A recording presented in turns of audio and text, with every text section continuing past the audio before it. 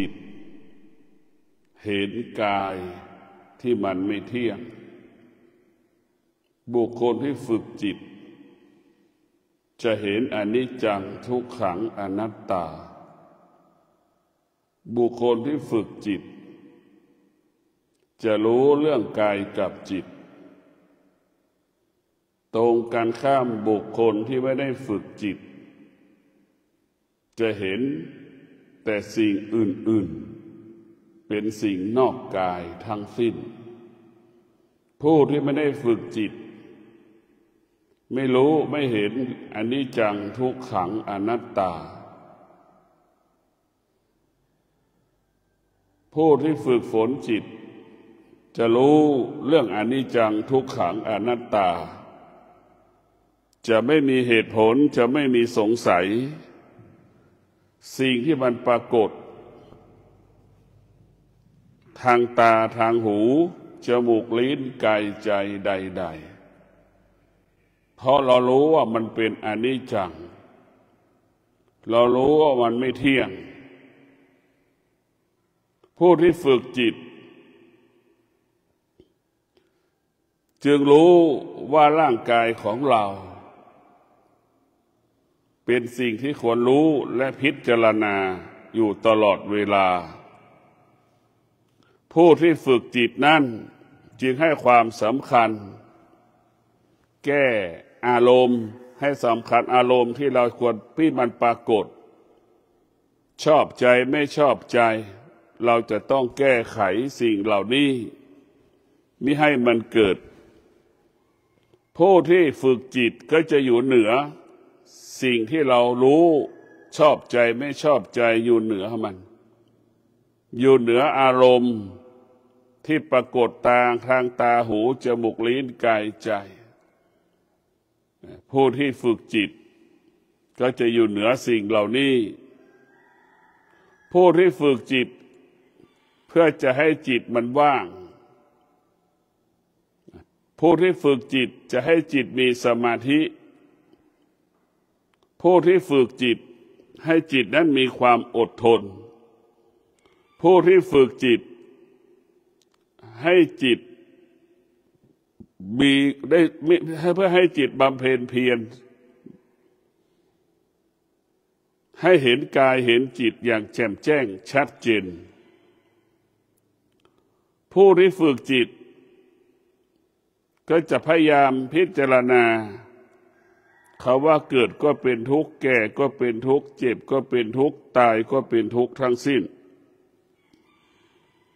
ผู้ที่ฝึกจิตจึงอยู่เหนือความคิดของตนเองอยู่เหนืออารมณ์ของบุคคลอื่นผู้ที่ฝึกจิตจะเท่าทันอารมณ์ของตนเองเท่าทันอารมณ์ของบุคคลอื่นๆผู้ที่ฝึกจิตจะหยุดความคิดไม่ใช้ความคิดหยุดความคิดไม่ใช้ความคิดฆ่าความคิดทำลายความคิดผู้ที่ฝึกจิตจะมีสติใช้สมาธิให้จิตมีสมาธิให้จิตอาศัยสมาธิ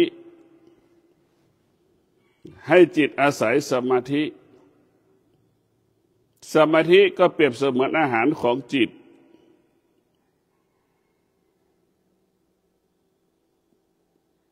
ความสงบจะทำให้เรารู้เห็นความจริงผู้ที่ฝึกจิตเป้าหมายให้จิตสงบผู้ที่ฝึกจิตเพื่อคลายความกังวลที่จิตมันรู้ผู้ที่ฝึกจิตเพื่อยกระดับจิตให้อยู่เหนืออนิจจังทุกขังอนัตตาผู้ที่ฝึกจิตจะอยู่เหนือความทุกข์ที่มันปรากฏความสุขที่มันปรากฏผู้ที่ฝึกจิตจะเห็นอาการของร่างกายที่มันเจ็บปวด ร่างกายที่มันเจ็บป่วยว่ามันไม่เที่ยงว่ามันไม่เที่ยงผู้ที่ฝึกจิตเป็นผู้ไม่ประมาทเป็นผู้ที่มีสติจะนั่งก็มีสติลุกก็มีสติจะกินก็มีสติจะนอนก็มีสติจะอาบน้ำล้างหน้าแปรงฟันมีสติรู้ในอริยบทต่างๆของร่างกายผู้ที่ฝึกจิตจะให้จิตอยู่ในกายตลอดเวลาผู้ที่ฝึกจิตนั้นให้รู้ว่ากายได้เป็นบ้านของจิตผู้ที่ฝึกจิตจึงจะเห็นธรรมเป็นหลักเอาธรรมเป็นหลักเพราะผู้ที่ฝึกจิตนั้นจะอยู่เหนือประเพณีอยู่เหนือวัฒนธรรมผู้ที่ฝึกจิตจะละสลัดสิ่งที่เป็นอกุศลทั้งปวงทั้งสิ้นออกไปจากกายจากจิตผู้ที่ฝึกจิตจนถึงที่สุดจิตเป็นผู้รู้เมื่อจิตเป็นผู้รู้ผู้ที่ฝึกจิตก็อยู่เหนือสิ่งที่จิตรู้ผู้ที่ฝึกจิตจิตเป็นผู้รู้จิตจะไม่ยึดติดสิ่งที่จิตรู้ผู้ที่ฝึกจิตจิตรู้ก็ไม่ตามรู้ที่จิตมันรู้ผู้ที่ฝึกจิตจะเป็นผู้ที่ไม่มีเหตุผลไม่สงสัยสิ่งที่มันปรากฏเพราะฉะนั้นจิตผู้รู้ทั้งหลายจึงรู้เรื่องกายกับจิตจิตผู้รู้ทั้งหลายจึงรู้อาการของลมหายใจเข้ารู้อาการลมหายใจออกหลักของพระวิปัสสนาหลักของพระสมถกรรมฐานก็คือรู้อาการของลมหายใจเข้ารู้อาการของลมหายใจออกกำหนดรู้ลมหายใจเข้ากำหนดรู้ลมหายใจออกละเอียดหยาบรู้สั้นยาวรู้เราจะมีหน้าที่เพราะฉะนั้นผู้ที่ฝึกจิตถ้าเราที่สุดแล้วมันจะอยู่ที่เรารู้ลมหายใจเข้ารู้ลมหายใจออกที่สุดของการฝึกจิตจริงๆฝึกจิตเพื่อให้จิตเป็นผู้รู้สิ่งที่จิตรู้ก็คือให้ละทั้งหมดทั้งสิ้นสิ่งที่จิตรู้มันไม่เที่ยงสิ่งที่จิตรู้มันไม่เที่ยงทั้งสิ้นจนถึงที่สุดสิ่งที่เราควรรู้ก็คือรู้เรื่องลมหายใจเข้าลมหายใจออกเราจะรู้ธรรม84,000พระธรรมขันธ์ก็ไม่เท่ากับรู้ลมหายใจเข้าไม่เท่ากับรู้ลมหายใจออกเราจะพูดเรื่องพระธรรม84,000ธรรมขันธ์แต่ก็สู้เราพูดเรื่องกำหนดลมหายใจเข้าออกไม่ได้เพราะฉะนั้นพระธรรม84,000พระธรรมขันธ์เนี่ยเราไม่ต้องไปรู้มันรู้แค่กำหนดรู้ลมหายใจเข้ารู้กำหนดลมหายใจออกมันเป็นประตูเข้าสู่พระธรรมเมื่อเรารู้กำหนดลมหายใจเข้ารู้กำหนดลมหายใจออกเป็นการเปิดประตูเข้าสู่พระธรรม84,000พระธรรมขันธ์เพราะมันเป็นประตูเข้าสู่โลกุตระถ้าจิตเราไม่รู้ก็เหมือนเราปิดประตูเหมือนเราปิดประตูนั่นแหละออกไม่ได้ เป็นผู้ไม่รู้มันไม่สามารถออกจากสิ่งที่ไม่รู้ได้เพราะฉะนั้นพวกเราทั้งหลายการรู้ลมหายใจเข้าการรู้ลมหายใจออกเป็นประตูเข้าสู่โลกุตระเปิดประตูเข้าสู่โลกุตระการที่ไม่รู้ลมหายใจเข้าการไม่รู้ลมหายใจออกก็เหมือนเราปิดประตูไม่ให้รู้เรื่องพระธรรมไม่ให้เรารู้เรื่องความจริงเมื่อเราสามารถรู้ลมหายใจเข้ารู้ลมหายใจออกนั่นแหละมันเป็นแสงสว่างที่เราจะเดินทางเพื่อเข้าไปสู่พระธรรม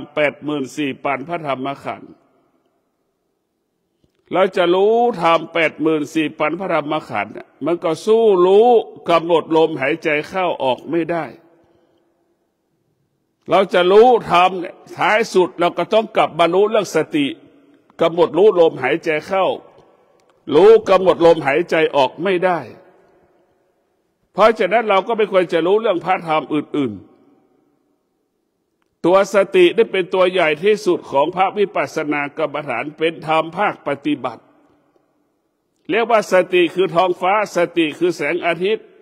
สติคือดวงจันทร์สติคือแผ่นดินแผ่นน้ำสติคือลมหายใจเข้าออกมันเป็นหลักของชีวิตมันเป็นเสาหลักของการปฏิบัติธรรมคือตัวสติเมื่อเรามีสติเราก็จะเป็นผู้รู้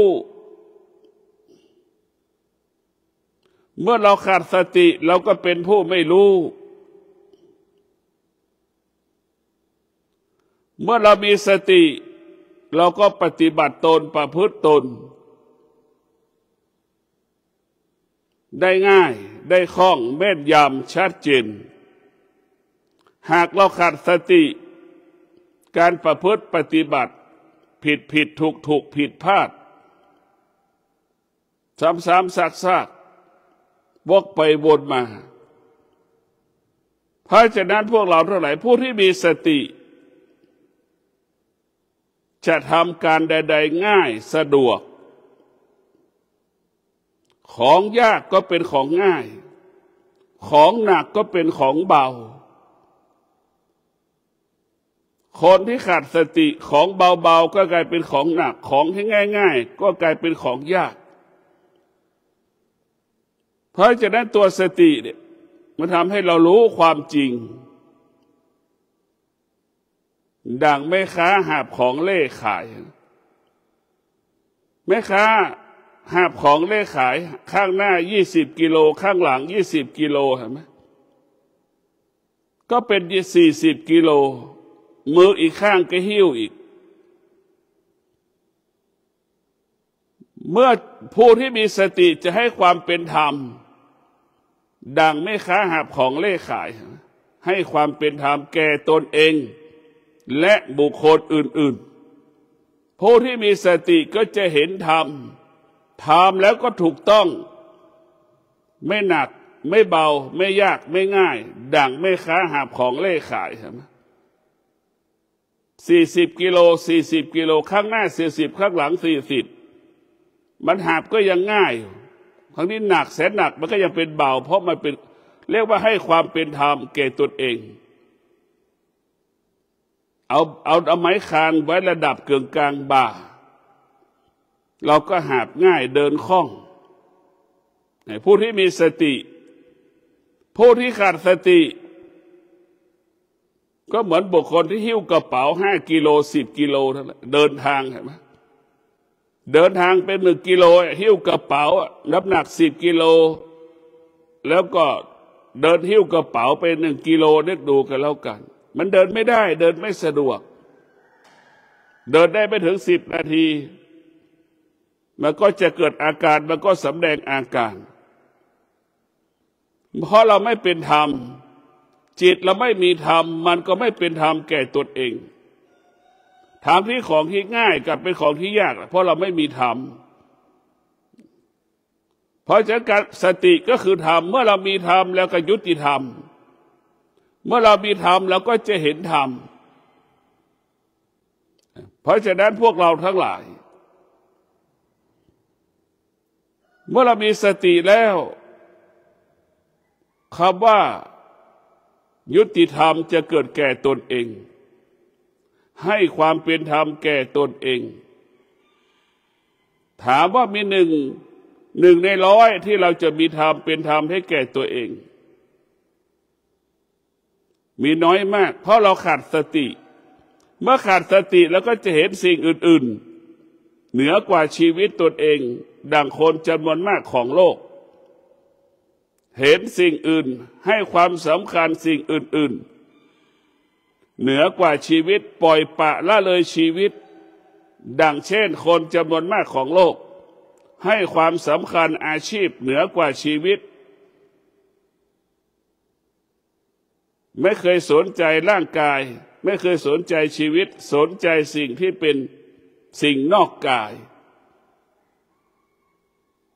สนใจแต่อาชีพหน้าที่สนใจแต่เงินทรัพย์สมบัติพอเราแก่ตัวมา60-70เบาหวานก็มาความดันก็มาก็เพราะเราไม่ได้จัดการสุขภาพตั้งแต่เบื้องต้นเพราะฉะนั้นพวกเราทั้งหลายเบาหวานเป็นสิ่งที่เราไม่ชอบไม่ต้องการความดันก็เป็นสิ่งที่เราไม่ชอบไม่ต้องการตัวเราด้วยแหละเชิญความดันเบาหวานเข้ามาสู่ในร่างกายเราบุคคลที่ขาดสติก็จะเป็นเบาหวานความดันขาดสติก็คือกินหลงในรสได้กินแล้วส่งผลให้ร่างกายส่งผลให้สุขภาพร่างกายไม่ดีจึงเกิดความดันจึงเกิดเบาหวานคนที่ขาดสติก็จึงแก่เจ็บตายเพราะกินคนที่มีสติจึงรู้ว่าการกินเป็นบ่อเกิดแห่งความทุกข์กินมากจะนำมาซึ่งความทุกข์เพราะฉะนั้นคนที่มีสติก็จะกินพอประมาณไม่มากไม่น้อยแต่คนที่ขาดสติจะกินสุดๆหรือไม่กินเลยขาดสติไม่อร่อยไม่กินเลยกับอร่อยได้กินมากกว่าเก่ากินจนลุกยากกินจนลุกยากนั่งยากกินจนลุกแทบไม่ได้ลุกไม่ไหวเพราะฉะนั้นผู้ที่ขาดสติจะกินและไม่กินมีสองอย่างกินมากกับไม่กินจึงทำให้เราแก่เจ็บตายก่อนเวลากำหนดเพราะมันเป็นผู้ไม่รู้ผู้ที่มีสติจะเป็นผู้รู้จากการกินสิ่งใดที่เป็นประโยชน์ต่อสุขภาพก็จะกินสิ่งนั้นรู้ว่าเป็นเบาหวานรู้ว่าเป็นความดันก็จะมีสติจะไม่กินสิ่งที่อาหารที่มันเป็นกลุ่มเสี่ยงก่อให้เกิดเบาหวานหรือความดันเพราะฉะนั้นธรรมะของพระพุทธเจ้ามันว่าด้วยเรื่องการจัดการบริหารชีวิตเรียกว่าให้วันหนึ่งให้เรามีชีวิตปกติวันหนึ่งให้เรามีสติเมื่อเรามีสติมันก็เป็นสิ่งที่เป็นธรรมทั้งหมดเกิดขึ้นกับชีวิตเราสิ่งที่เป็นกุศลทั้งหมดเกิดขึ้นกับชีวิตเราสิ่งที่เป็นวิชาทั้งหมดเกิดขึ้นกับชีวิตเรามีสติเนี่ยตัวสติได้สำคัญที่สุดเป็นตัวตัดสินทุกเรื่องทุกอย่างสติเป็นผู้กำจิตเราของเราไหมสติเปรียบเสมือนหอกำกับเครื่องบินนั่นแหละจิตเราก็เปรียบเสมือนเครื่องบินเห็นไหมเป็นเช่นนั้นแหละสติจะเป็นผู้กำกับเครื่องบินบอกให้เครื่องบินรู้เหตุการณ์ต่างๆพายุจะมาพายุจะแรงฝนจะตกมันก็จะบอกให้รู้เพราะฉะนั้นสติได้เป็นผู้ที่บอกชีวิตบอกอนาคตเราได้เมื่อเรามีสติเราก็จะเดินทางถึงเป้าหมายบรรลุเป้าหมาย ผู้ที่ขาดสติเดินทางไม่บรรลุเป้าหมายเดินทางไม่สำเร็จผลบุคคลที่ขาดสติภาษาชาวบ้านว่าเป็นบาปเป็นกรรมเป็นเคราะห์ขาดสติก็รถชนขาดสติก็อุบัติเหตุใช่ไหมภาษาธรรมะว่าขาดสติจึงเป็นเหตุให้เกิดสิ่งนี้ขึ้นผู้ที่ไม่ปฏิบัติธรรมเวลาประสบอุบัติเหตุเจ็บป่วยก็เพราะผีเพราะเทวดาวิญญาณนี้ทำให้ฉันเป็นอย่างนั้นเป็นอย่างนี้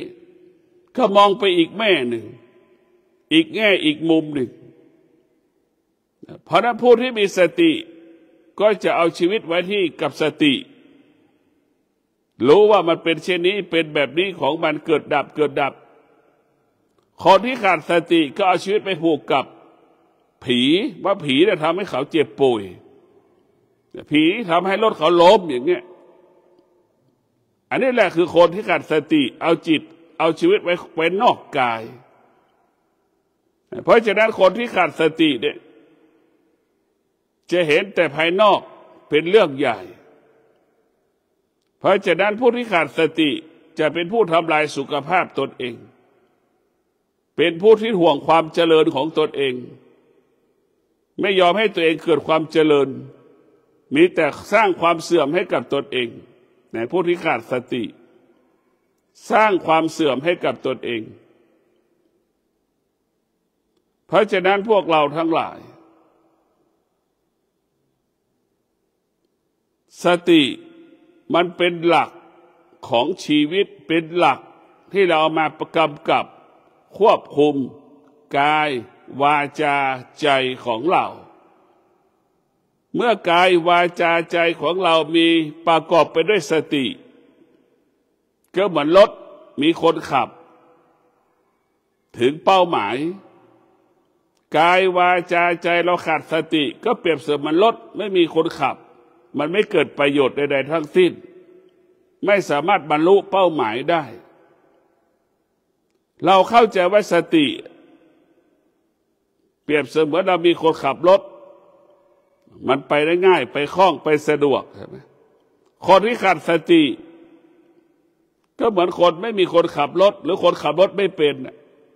ไปอาศัยคนอื่นไปอาศัยสิ่งอื่นนะขาดสติมันลำบากมันแตกต่างกันเพราะฉะนั้นพวกเราต้องมีสติพร้อมกำกับจิตกำหนดจิตควบคุมจิตจิตเราเปรียบเสมือนควายสติก็เหมือนคนกำกับควายเหมือนคนจูงควายกำกับควายนั่นแหละเราต้องฝึกให้ควายได้หัดไถนาให้ได้จิตเราก็เหมือนควายเราก็ต้องฝึกการนั่งสมาธิฝึกจิตในการนั่งสมาธิบางคนนั่งหลับตายังไม่ได้เลยเห็นไหมมันยากมากจะนั่งสมาธินั่งหลับตานั่งทุกข์ทรมานลำบากเพราะฉะนั้นพวกเราทั้งหลายการมีสตินี่จะทำให้เรารู้ทุกสิ่งรู้ทุกอย่างรู้ทุกอย่างว่าสิ่งทั้งปวงมันไม่เที่ยงเข้าถึงสิ่งที่มันไม่เที่ยงทั้งปวงทั้งสิ้นแล้วก็ละสิ่งที่มันไม่เที่ยงทั้งหมดทั้งสิ้นแล้วก็อยู่เหนือสิ่งที่มันไม่เที่ยงมันก็คือว่างคืออิสระจิตเราจะว่างจิตเราเป็นอิสระสิ่งที่มันไม่เที่ยงก็คงเหมือนสามีของเราแหละเหมือนภรรยาของเราเหมือนลูกของเรานั่นแหละส่วนมากเราก็ไปอยู่ใต้อำนาจซึ่งกันและกันอยู่ใต้อำนาจซึ่งกันและกันอยู่ใต้อำนาจซึ่งกันและกันไปติดกันแม่พ่อสามีภรรยาลูกเป็นอนิจจังทุกขังอนัตตา พ่อแม่ก็ไปติดตรงนี้แหละอนิจจังทุกขังอนัตตาไปยึดติดในลูกก็เป็นทุกข์ไปยึดติดในสามีก็เป็นทุกข์ไปยึดติดในภรรยาก็เป็นทุกข์ความทุกข์เนี่ยมันก็เกิดจากครอบครัวเราหมดทั้งสิ้นไม่ได้เกิดจากบุคคลใดตัวชั่วร้ายก็คือตัวสามีภรรยาพ่อแม่ลูกนั่นแหละต่างคนต่างสร้างความทุกข์ให้กันและกันพ่อแม่สามีภรรยาลูกเนี่ยส่วนมากมันจะเป็นศัตรูกันมากกว่าเป็นมิตรถ้าลูกคนไหนเป็นมิตรกับพ่อแม่จะสุขภาพดีอายุยืนส่วนมากลูกมันจะเป็นศัตรูกับพ่อกับแม่ไม่ทำตามที่พ่อแม่อบรมสั่งสอนเถียงพ่อเถียงแม่เบียดเบียนทรัพย์สมบัติพ่อแม่ส่วนมากจะเป็นเช่นนั้นมีแม่ก็ไม่เลี้ยงแม่มีแม่ก็ไม่ไปมาหาสู่แม่ไม่เคยช่วยเหลือเกื้อกูลแม่ลูกส่วนมากนี่แหละคือเป็นตัวที่ทำให้เราเกิดความทุกข์ทั้งสิ้นเจ้ากรรมในเวรทั้งหลายก็คือพ่อแม่สามีภรรยาลูกนี่แหละลูกที่มีธรรมะก็เป็นมนุษย์ลูกที่ไม่มีธรรมะก็เป็นอมนุษย์เบียดเบียนพ่อแม่มีความโลภมีความโกรธความหลงไปยึดสามีตัวเองไปยึดบ้านภรรยาตนเองมากกว่าพ่อแม่ตนเองไปยึดบ้านในลูกตนเองปล่อยพ่อแม่ตนเองอยู่ข้างหลังอมนุษย์ทั้งหลายนี่ลูกที่มีเป็นอมนุษย์จะเห็นความไม่เป็นจริงลูกที่มีธรรมะก็จะเห็นความจริงของพ่อแม่มีสามีได้พ่อแม่มีลูกได้พ่อแม่มีทรัพย์มีสมบัติได้พ่อแม่มีสิ่งที่มีอยู่ปัจจุบันพ่อแม่ลูกที่มีธรรมะจะมองแบบนี้ลูกที่ไม่มีธรรมะไม่ได้สนใจพ่อแม่ไม่ได้ให้ความสำคัญพ่อแม่คิดว่าตัวเองดีกว่าพ่อแม่มีทรัพย์มีสมบัติได้พ่อตนเองมีสามีภรรยาสิ่งที่มีอยู่ได้พ่อตนเองไม่ได้บอกว่าเป็นพ่อแม่แค่พ่อแม่ให้ชีวิตชื่อว่าให้ทรัพย์สมบัติกับลูกแล้วโลกบางโลกเนี่ยเป็นสมบัติของพ่อแม่พ่อแม่มอบให้โลกไปนี้ให้เป็นสมบัติของลูกลูกคนไหนมีสติมีสมาธิมีปัญญาก็สามารถเอาสมบัติเราทั้งโลกมาครอบครองได้แต่ลูกส่วนมากมันขาดสติไม่มีปัญญาจะไปหาทรัพย์สมบัติที่มีอยู่บนโลกใบนี้ได้ไปเบียดเบียนทรัพย์สมบัติที่พ่อแม่หามาลูกที่มันขาดสติและเป็นอวิชชามันเป็นอมนุษย์เบียดเบียนทรัพย์สมบัติพ่อแม่เพราะฉะนั้นพวกเราทั้งหลายบุคคลที่เป็นมนุษย์นั้นจะเป็นคนที่มีธรรมจะเห็นความสำคัญของพ่อของแม่ยามที่มีกินมีใช้ก็จะแบ่งปันให้พ่อให้แม่มีมากให้มากมีน้อยให้น้อยจะแบ่งปันสิ่งของต่างๆให้พ่อให้แม่ลูกที่เป็นมนุษย์ลูกที่เป็นอมนุษย์ไม่ไปมาหาสู่พ่อแม่เจ็บป่วยก็ไม่รู้สึกไม่ไปดูแลรักษาพยาบาลพ่อแม่ลูกที่เป็นอมนุษย์เนี่ยมันไม่เห็นความจริงเหมือนยักษ์อมนุษย์ก็คือเหมือนยักษ์เป็ดสุรกายนั่นแหละเบียดเบียนคนอื่นทำลายคนอื่นทั้งหมดทั้งสิ้นเพราะฉะนั้นพวกเราทั้งหลายเราต้องมีสติรู้ก็คือเราเป็นมนุษย์เราขาดสติเราก็เป็นอมนุษย์เป็นยักษ์ทั้งสิ้นเป็นมาร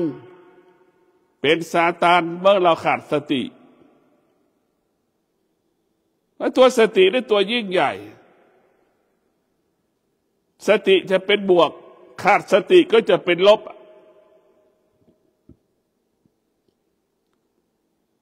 บุคคลที่มีสติดำรงตนไม่ประมาททุกเรื่องทุกมิติจะไม่ประมาทต่อความแก่ความเจ็บความตายจะมีสติรู้อยู่กับความแก่ความเจ็บความตายมีสติรู้จะจัดการยามเมื่อแก่เจ็บป่วยตายปรากฏเพราะฉะนั้นพวกเราทั้งหลายธรรมะของพระพุทธเจ้า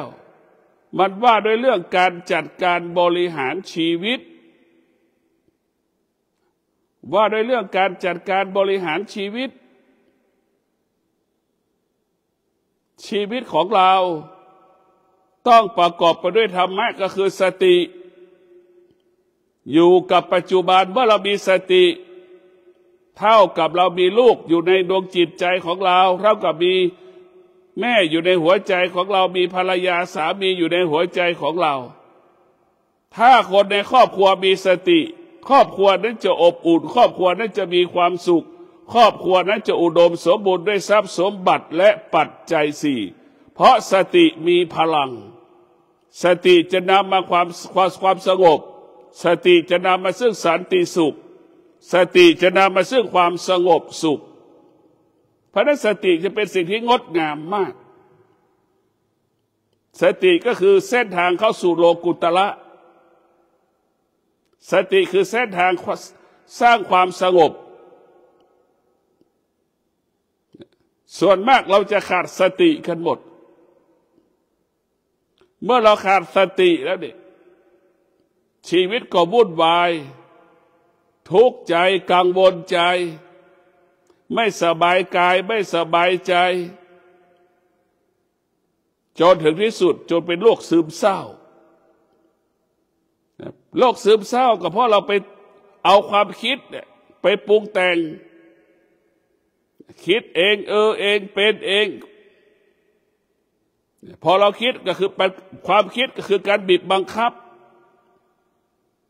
เราไปบังคับเหมือนเราซักผ้าแล้วก็เอาผ้ามาม้วนเป็นบีบน้ำออกใช่ไหมเราไปบังคับนั่นแหละเมื่อบังคับมาแล้วมันก็เป็นมาทำให้เราไปเครียดไปบังคับจิตเหมือนเราเอาข้าวสารไปตามเพื่อเป็นน้ำมันนั่นแหละไปบังคับมันแบบนั้นเพราะฉะนั้นพวกเราทั้งหลายต้องมีสติตัวมีสติที่สำคัญที่สุด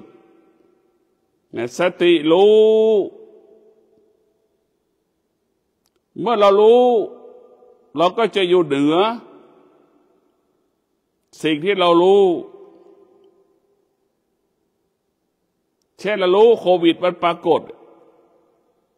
เราก็ไม่ต้องอยู่ใกล้กับบุคคลต่างๆเรารู้ว่าคนแต่ละคนมีความเสี่ยงติดโควิดอย่างนี้เมื่อเรารู้แล้วก็ไม่ต้องอยู่ใกล้เขานี่เท่าทันรู้อยู่เหนือรู้โควิดก็ไม่ติด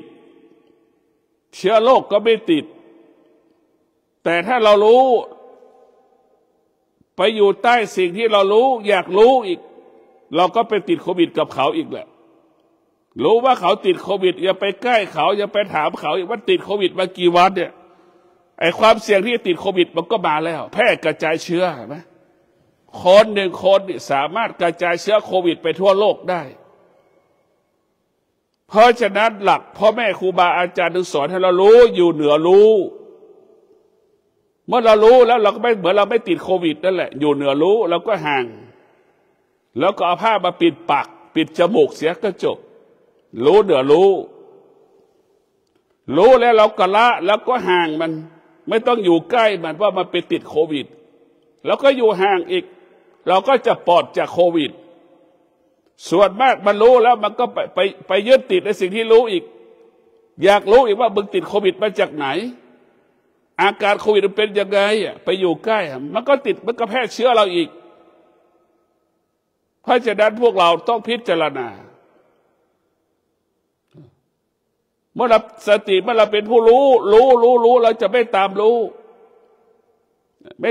ว่าเป็นโควิดแล้วก็ห่างเลยแต่เรารู้แล้วเราไปตามรู้ไปสงสัยอีกมึงไปไหนมามึงถึงติดโควิด มันไปอยู่กับใครไปคุยกับใครเมื่อถึงติดโควิดอย่างเงี้ยไปสงสัยอีกอ่ะรู้ไปตามรู้มันก็แพร่กระจายไปอีกบางคนติดโควิดจาก1 คนเป็น20 คนจาก20 คนเป็น100 คนมันกระจายไปหมดรู้ไปตามรู้มันไม่มีคำว่าจบสิ้นเพราะฉะนั้นพวกเราทั้งหลายหลักธรรมะของพระพุทธเจ้าให้เรายึดสติลูกที่เป็นลูกที่มีสติคือลูกที่เป็นมนุษย์ที่สมบูรณ์แบบรู้จักหน้าที่ตนเองลูกที่ขาดสติเป็นอมนุษย์เป็นอมนุษย์ไม่ดูแลพ่อแม่ดูแลแม่ตัวเองได้ไม่ดีดูแลสามีตัวเองดีกว่าพ่อแม่ตนเองดูแลลูกตัวเองดีกว่าพ่อแม่ตนเองเนี่ยอันนี้อมนุษย์จะเป็นแบบนี้ลูกที่เป็นลูกที่มีสติจะเป็นมนุษย์ที่สมบูรณ์แบบดูแลพ่อแม่เป็นปกติดูแลสามียังไงก็ดูแลพ่อแม่แบบนั้นให้สามีอะไรก็ให้พ่อแม่แบบนั้นให้ลูกเช่นไรให้พ่อแม่เช่นนั้นสามีแม่สามีลูกเป็นดั่งเช่นสามีดูแลสามีดูแลลูกเท่าเราก็ไปดูแลพ่อแม่แบบนั้นแหละทุกอย่างเรียกว่าลูกที่มีธรรมะให้ความเป็นธรรมแก่พ่อแม่ตนเองลูกที่ไม่มีธรรมลูกที่ไม่มีธรรมะเป็นอมนุษย์ไม่มีความเป็นธรรมแก่พ่อแม่ตนเองไม่เห็นพ่อแม่ตนเองเห็นแต่สามีเห็นแต่ภรรยาเห็นแต่ลูกเห็นไหมจบเลยนี่แหละลูกส่วนมากมันก็เป็นเช่นนี้เป็นกันหมดก็ขอความสุขสวัสดีจงเกิดแก่ท่านทั้งหลายมีสติรู้ให้อยู่เหนือสิ่งที่เรารู้เรียกว่าจิตผู้รู้มีสติรู้แล้วก็ละสิ่งที่เรารู้จิตผู้รู้เป็นเช่นนี้